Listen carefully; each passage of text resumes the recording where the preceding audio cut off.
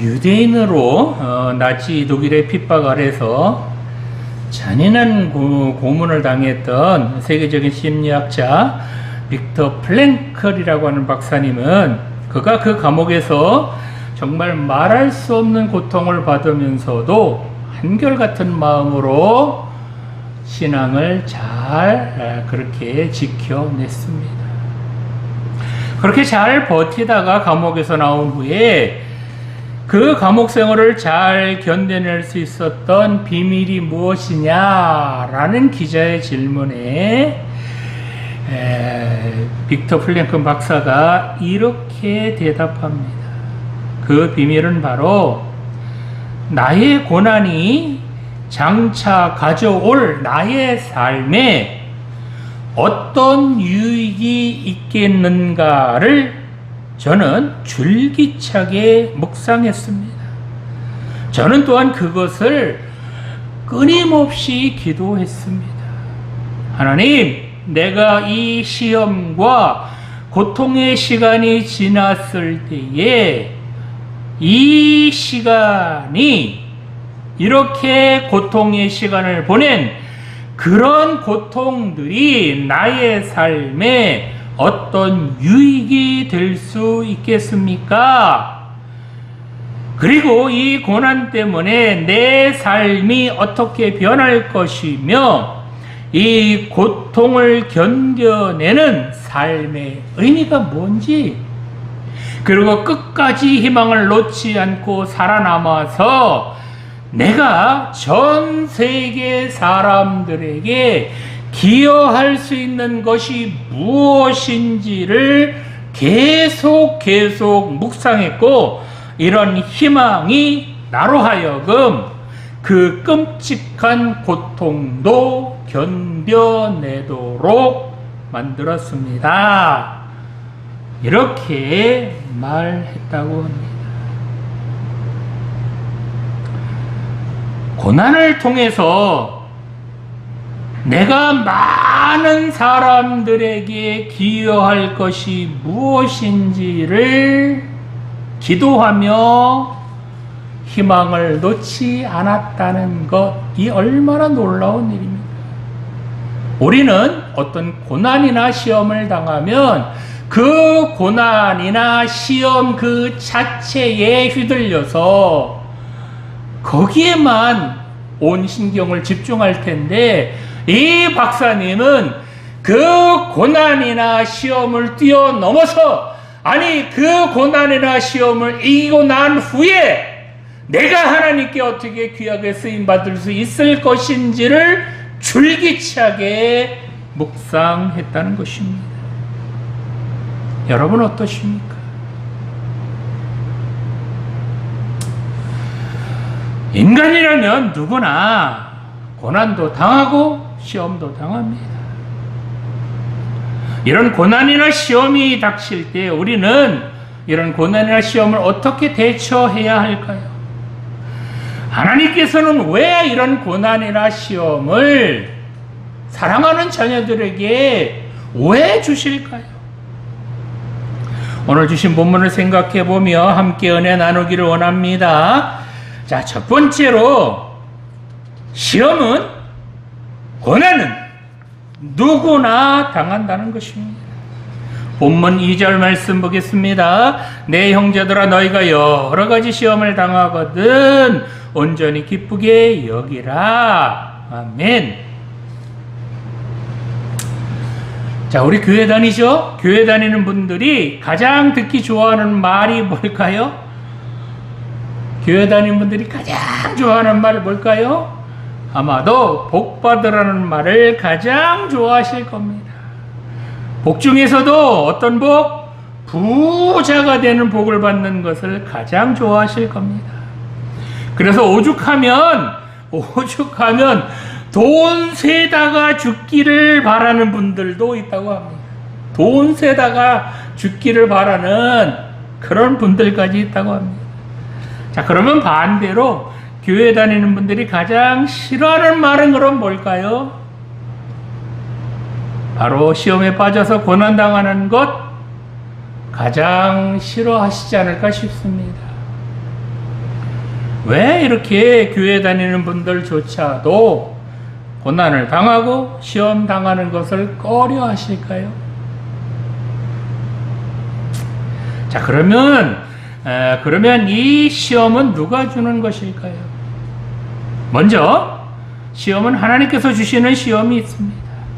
이 하나님께서 주시는 시험은 영어로는 테스트, 즉 그야말로 그 사람의 믿음의 수준이 어떤지를 하나님께서 테스트해 보시는 것, 시험해 보시는 것이 있습니다.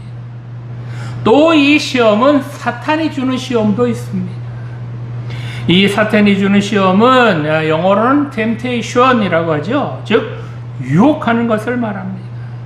하나님께서 주시는 시험을 그 사람을 믿음의 사람으로 연단해서 진짜 믿음의 사람으로 만드시려는 그런 시험이지만, 사탄이 주는 시험은 그 사람을 유혹해서 그 사람의 영혼을 파괴하고 그 사람의 인생 통째를 망가뜨리려고 유혹하는 그런 시험이 있다는 겁니다. 오늘 본문에서 말씀하시는 시험은 하나님께서 주시는 그런 시험으로 성도들의 믿음을 지키며 그렇게 정말 믿음대로 살다가 당하는 그런 시련, 그런 시험을 말합니다. 자, 그러면 본문에서는 이 시험을 어떻게 말씀하실까요? 본문 2절을 보면 내 형제들아 너희가 여러 가지 시험을 당하거든 어떡하라고요? 온전히 기쁘게 여기라 라고 말씀하십니다. 여기서 형제들은 누굴까요? 형제들이란 바로 로마의 박해를 피해서 각지로 흩어져 있는 초대교회 성도들을 비롯해서 각지 흩어져 있는 이방인 성도들까지, 이방인이지만 예수님을 믿는 그런 성도들까지를 포함하는 말입니다. 우리 교회에서 흔히 형제라고 많이 말하잖아요. 그런 의미입니다. 자, 이들이 왜 각지로 흩어졌을까요? 바로 여러 가지 시험을 당했기 때문이라는 겁니다. 이 본문에 보면요, 시험을 당하는 대상이 형제 또는 너라고 나오지 않고요, 형제들 또는 너희라는 복수로 나오는 것으로 봐서 성도들은 다 포함되는 것을 말합니다. 초대교회 성도들을 비롯해서 이방인이지만 예수님을 믿는 그런 성도들, 아니 오늘날 예수님을 믿는 우리들까지도 다 포함되는 그런 말입니다. 즉 이 말은 시험 없는 성도는 단 한 사람도 없다는 겁니다. 이 본문에서 시험을 당하거든 이라는 말에서 이 당하거든 이라는 말은 뭐뭐 할 때마다 라는 뜻을 가진 단어로 이 본문에서는 시험이 반복적으로 일어난다는 것을 말해주고 있습니다. 이렇게 예수님을 믿는 하나님의 자녀들이 평생 동안 이런 시험을 당할 수도 있다는 겁니다. 생각하면 참 막막하죠? 그럴까요? 자, 이렇게 시험을 당할 때 본문에서 어떻게 하라고요? 온전히 기쁘게 여기라고 합니다. 즉 어떤 시험을 만나거든 짜증을 내거나 두려워하거나 겁내지 말고 어떻게 해라? 온전히 기쁘게 여겨라 라고 합니다. 여기서 온전히 기쁘게 여겨라 라는 것은 이걸 원어를 풀어보면요, 시험을 당할 때 전적으로 기쁘고 즐겁게 생각해라 라는 그런 의미입니다. 아니 이게 말이 됩니까? 시험을 당해서 죽겠는데, 시험을 당해서 힘들고 지치고 정말 죽을 지경인데 기쁘고 즐겁게 여기라니요, 이게 말이 됩니까? 자, 그렇다면 시험을 왜 온전히 기쁨으로 여겨야 할까요?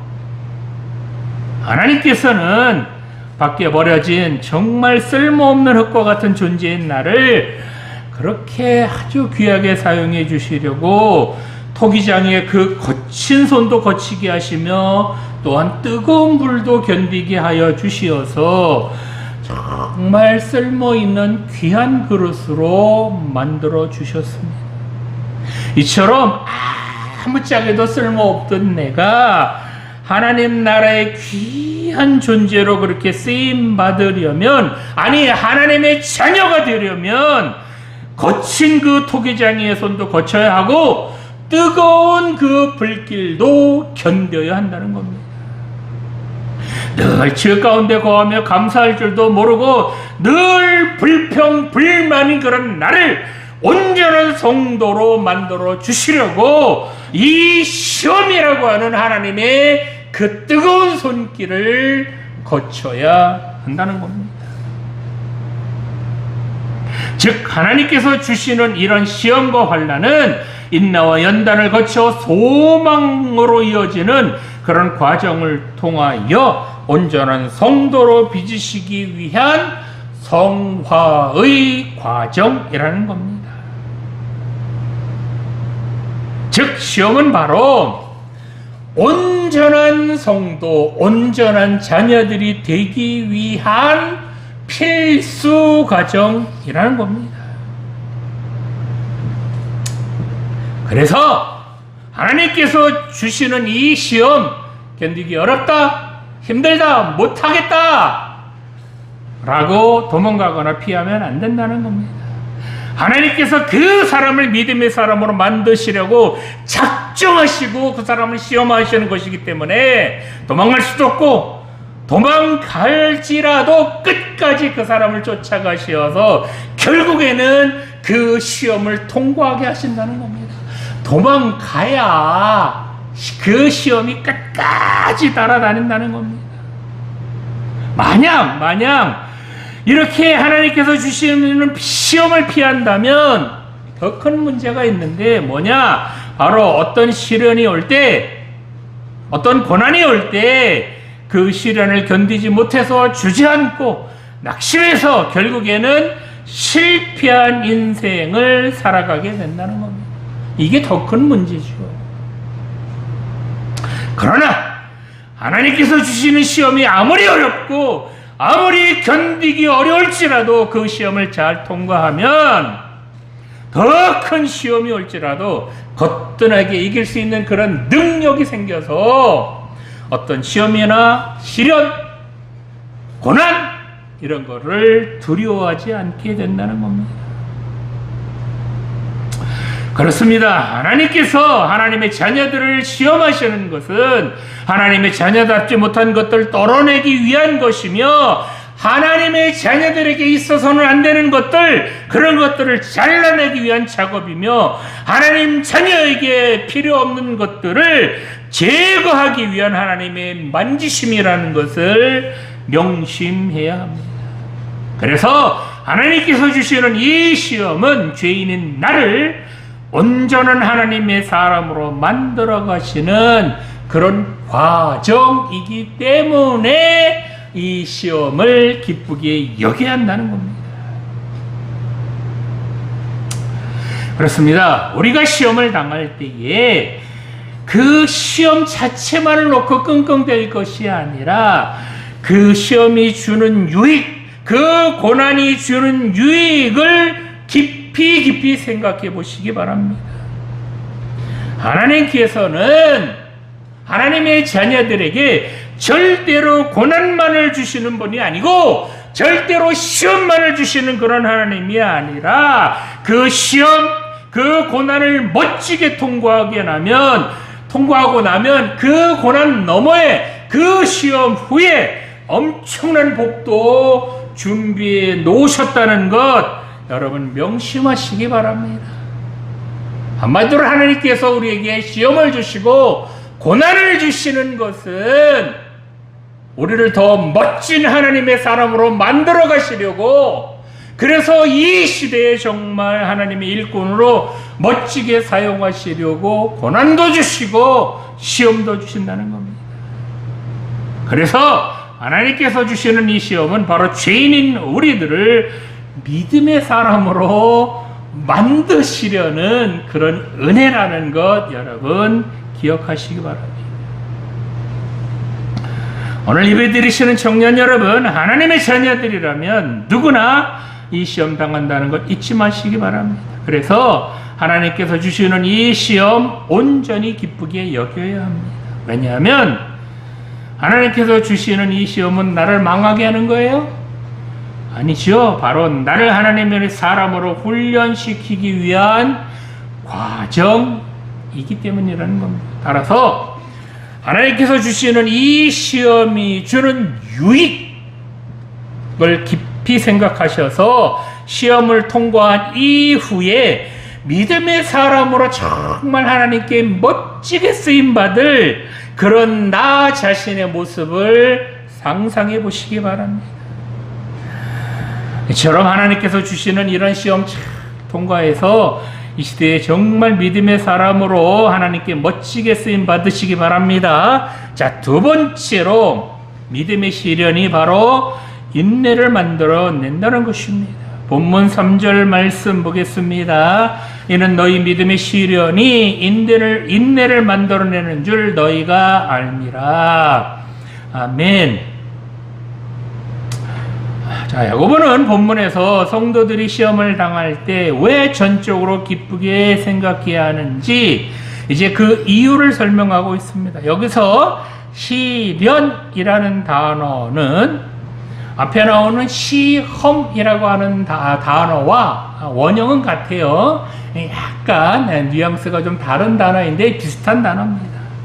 이 시련이라는 단어는 마치 금이나 은을 뜨거운 불 속에 넣고 녹여서 금 속에 불순물이 섞였는지 은 속에 불순물이 섞여 있는지 그래서 그 진위를 시험하는 것처럼 믿음의 진위를 입증하거나 시험하는 그런 연단을 의미하는 그런 단어입니다. 그런데 성도들의 삶에 있어서 이 연단이 여러 번 되풀이 된다는 겁니다.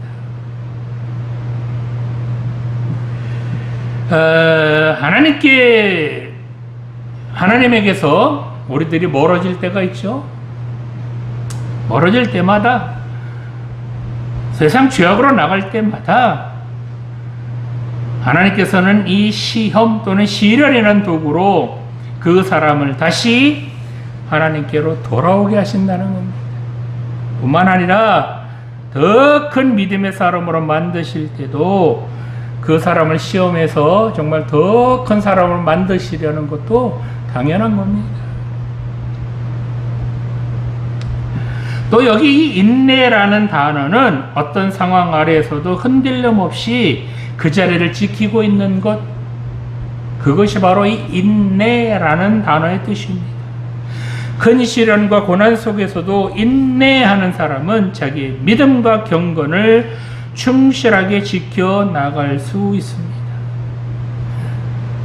어떤 사람이 고난이 다가올 때마다, 시련이 다가올 때마다 자기 자리를 지키지 못하고 흔들리면 이거 썩었어요. 그죠? 그런 사람은 자기 믿음 지키지 못하고 경건은커녕 죄 가운데 뒹굴게 될 겁니다. 또 이 인내라는 단어는 소망이나 기대라는 의미를 담고 있는 히브리어 미크베라고 하는 단어의 번역어로도 사용이 됩니다. 따라서 믿음의 시련을 통하여 얻어지는 이 인내는 단순히 시련을 견뎌내는 것뿐만 아니라, 즉 이 인내라는 것은 그 자리에서 그냥 인내하고 버텨내는 것뿐만이 아니라 하나님을 소망하며 하나님만을 바라보는 그 기대감으로 그 인내를 승화시키는 것까지를 말합니다. 따라서 성도들은 하나님께서 주시는 여러 가지 시험을 기쁘게 여기라는 겁니다.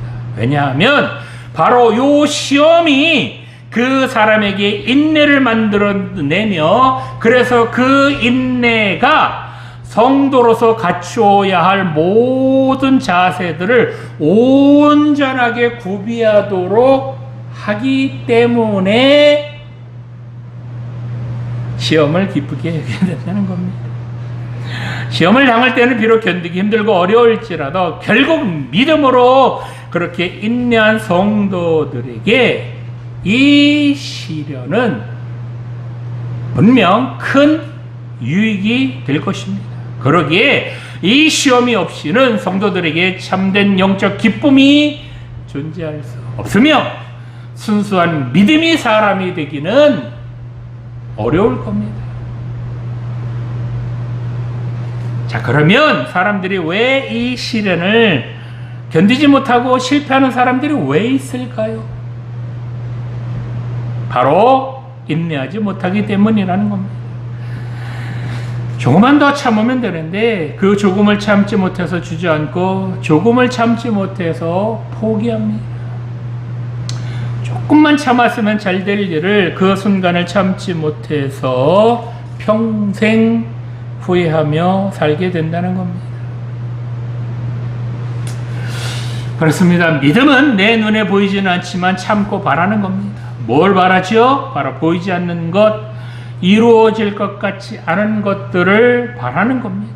그래서 믿음은 조급해하지 않습니다. 이루어질 것을 믿음으로 내다보기에 조급해하지 않고 인내할 수 있다는 겁니다. 그렇기 때문에 성숙한 믿음의 사람은 인내할 줄 아는 사람입니다. 그래서 로마서 5장 3절에서 4절 말씀을 보면 다만 이뿐 아니라 우리가 환난 중에도 즐거워하나니 이는 환난은 인내를, 인내는 연단을 소망을 이루는 줄 알미로다 라고 말씀합니다. 성도는 환난 중에도 믿음으로 즐거워한다는 겁니다. 왜 그럴까요? 바로 환난은 인내를, 인내는 연단은 마침내 소망을 이루는 줄 알기 때문이라는 겁니다.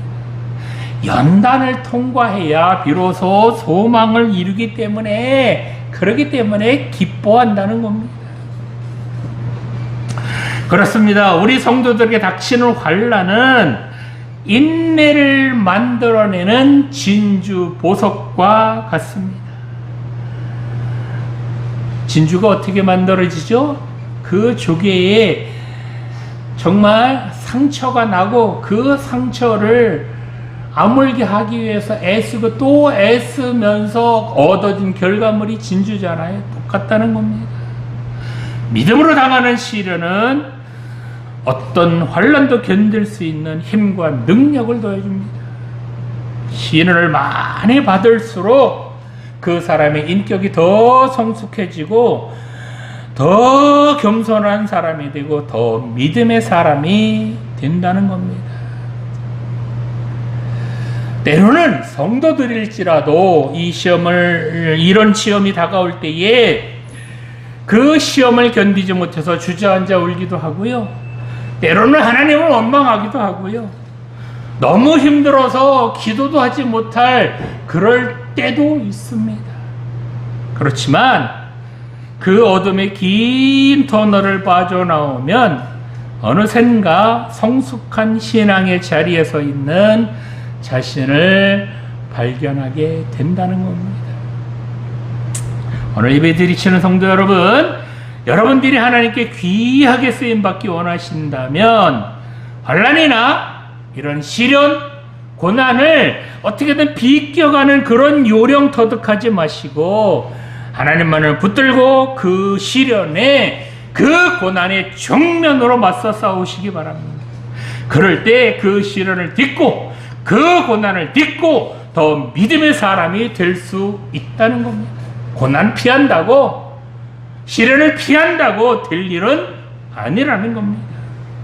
그래서 로마서 8장 18절 말씀 보면 생각하건대 현재의 고난은 장차 우리에게 나타날 영광과 비교할 수 없다라고 말씀합니다. 하나님께서 귀 쓰시는 일꾼은 온실에서 곱게 자란 그런 화초들이 아니라 비바람과 모진 풍파를 다 겪은 그런 사람을 사용하신다는 것 여러분 명심하시기 바랍니다. 그래서 어떤 시련, 어떤 고난도 거뜬하게 이겨내셔서 이 시대에 정말 하나님의 귀한 일꾼으로 그렇게 쓰임 받으시기를 소망합니다. 자, 마지막으로 온전하고 부족함이 없게 하려면 인내를 이루어야 한다는 것입니다. 본문 4절 말씀 보겠습니다. 인내를 온전히 이루라. 이는 너희로 온전하고 구비하여 조금도 부족함이 없게 하려 함이라. 아멘. 이 야고보에 대해서 제가 잠깐, 이 야고보는 이 사도라기보다는 예수님의 동생을 말해요. 그래서 사도라고 붙이기가 좀 못해요. 그래서 제가 사도라는 말은 붙이지 않습니다. 야고보는 본문에서 성도의 입장에서 인내를 이루도록 적극적으로 노력해야 한다는 사실을 밝히고 있습니다. 즉, 시련이 인내를 만들어내는 거긴 하지만 성도는 그렇다고 가만히 앉아 있을 것만이 아니라 인내의 열매를 맺기 위해서 부단히 힘써야 한다는 겁니다. 여기서 온전히 이루라 라는 것은 어떤 구체적인 효과가 나타나도록 힘을 기울여 노력해라 라는 그런 뜻이에요. 원어를 풀면. 이렇게 인내를 온전히 이루면 그럼 어떤 유익이 있을까요? 이는 너희를 온전하고 구비하여 조금도 부족함이 없게 하려 함이라 라고 말씀합니다. 여기 온전하고 라는 단어는 인격의 온전한 성숙, 그것을 말합니다. 또 구비하여 라는 단어는 어떤 부분에서도 결핍이 없이 모든 부분에서 완전하다 라는 그런 의미입니다. 즉 고난 가운데서 인내하는 이 모든 것을 통하여 부족함이 없는 성숙한 성도들이 될 수 있다는 겁니다. 자, 그러면 이런 인내를 이루려면 나 스스로의 능력만으로 가능할까요? 내가 참고 참으면 인내할 수 있을까요? 본문 5절 말씀을 보면 너희 중에 누구든지 지혜가 부족하거든 모든 사람에게 후히 주시고 꾸짖지 아니하시는 하나님께 구하라 그리하면 주시리라 라고 말씀합니다. 느닷없이 지혜가 나왔죠?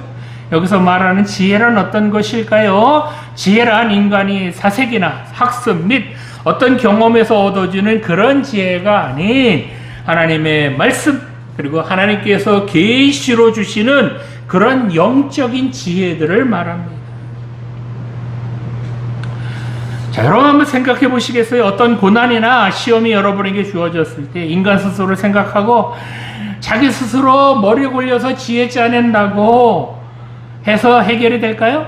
쉬운 말로 통박 굴려서 고난이나 시험 이길 수 있을까요? 보통 사람들은 이렇게 하죠. 어떤 고난이나 시험이 닥치면 먼저 스스로 계산하고 그걸 어떻게 할지 아이디어를 짜냅니다.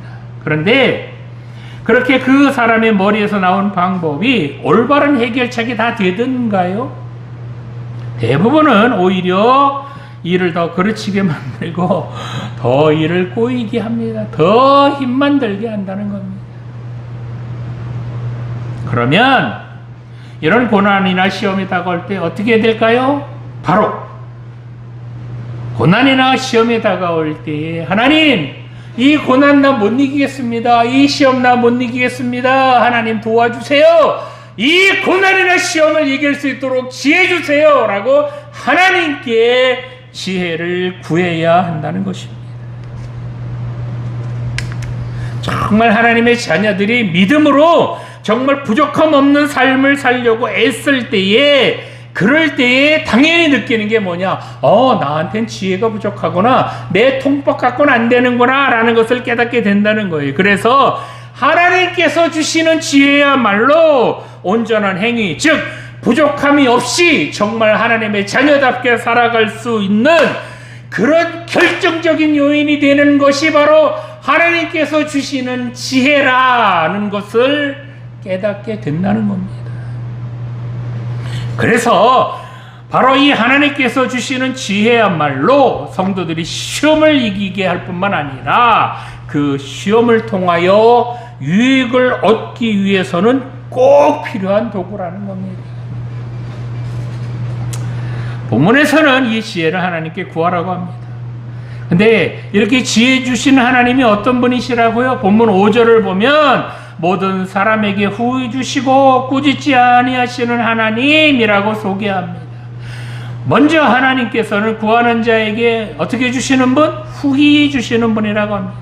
여기서 후히라는 단어는 무조건 기꺼이 아낌없이라는 그런 뜻으로 하나님께서 모든 성도들이 이 지혜를 하나님께 구하기만 하면 조금 더 거절하거나 사양함 없이 아낌없이 그렇게 다 주시는 하나님이라는 겁니다. 또 하나님은 꾸짖지 아니하시는 그런 하나님이신데 하나님께서는 자신의 부족함을 인식하고 시험을 이기기 위해서 그렇게 하나님 나에게 지혜 좀 주세요 라고 하나님께 지혜를 구하는 자에게 대해서는 야마 너 왜 그런 거 구해라고 책망하거나 야단치지 않으신다는 겁니다. 믿음으로 살려고 하나님 나 믿음으로 살아야 되는데 부족합니다. 나에게 지혜 좀 주셔서 내가 믿음으로 살도록 그래서 이 시대에 정말 하나님의 귀한 일꾼으로 그렇게 귀하게 쓰임받게 도와주세요 라고 하나님께 도움을 구하는 그런 사람을 하나님께서 정말 기쁘게 여기신다는 겁니다. 이렇게 하나님께 지혜를 구하면 어떻게 한다고요? 반드시 주신다는 겁니다. 그렇습니다. 지식은 책에서 얻을 수 있지만 지혜는 책에서 얻을 수 없습니다. 하나님께서는 우리가 어떤 고난과 시험도 능히 이길 수 있도록 정확하고도 올바로 판단할 수 있는 그런 지혜, 하나님께서 주시는 정말 그 고난이나 그 시험을 올바로 판단하고 정확하게 판단할 수 있도록 하나님께서 주시는 그 지혜, 그 지혜를 어떻게 한다고요? 구하는 자마다 주신다는 겁니다. 그렇습니다. 인내를 온전히 이루려면 지혜가 필요합니다. 인간의 머리에서 나온 얄팍한 그런 잔머리가 아닌 하나님께서 주시는 지혜라야 어떤 고난이나 시험도 이길 수가 있다는 겁니다.